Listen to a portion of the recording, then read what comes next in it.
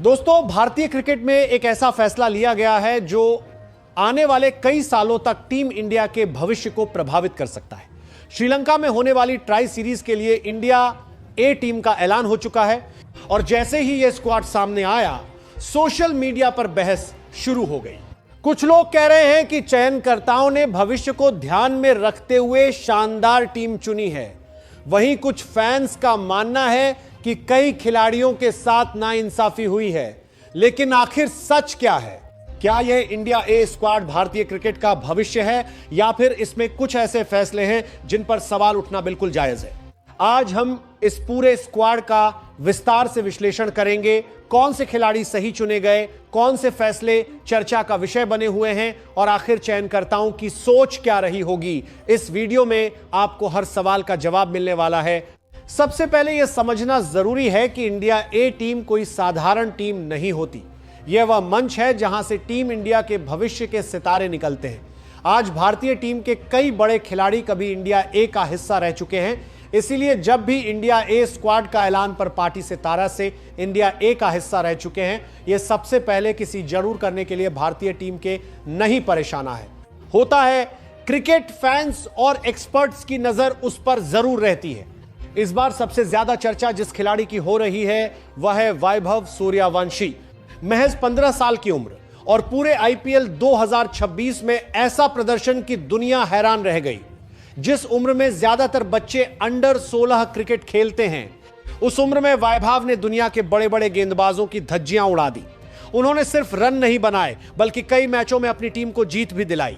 Orange cap जीतना कोई छोटी बात नहीं होती, खासकर तब जब आपके सामने अंतर्राष्ट्रीय स्तर के गेंदबाज हों। यही वजह है कि इंडिया ए में उनका चयन होते ही सोशल मीडिया पर उनकी चर्चा शुरू हो गई।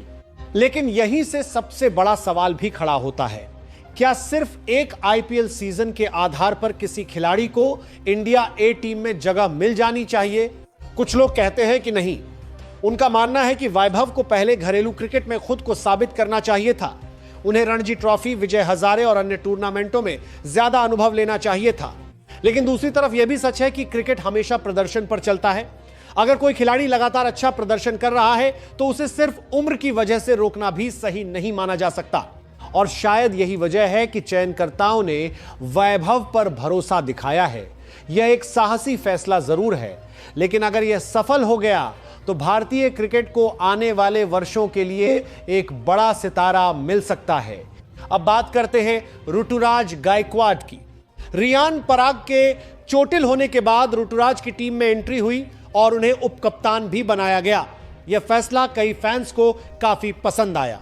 अगर पिछले कुछ वर्षों का रिकॉर्ड देखें तो ऋतुराज ने घरेलू क्रिकेट, आईपीएल और भारत के लिए मिले मौकों में लगातार अच्छा प्रदर्शन किया है। इसके बावजूद उन्हें लगातार मौके नहीं मिले। यही वजह है कि कई क्रिकेट प्रेमियों का मानना है कि ऋतुराज को यह मौका बहुत पहले मिल जाना चाहिए था। उनके पास अनुभव है, कप्तानी का अनुभव है और दबाव में प्रदर्शन करने की क्षमता भी है। इसीलिए इंडिया ए जैसी युवा टीम में उनका होना टीम के लिए फायदेमंद साबित हो सकता है। अब बात करते हैं कप्तान तिलक वर्मा की।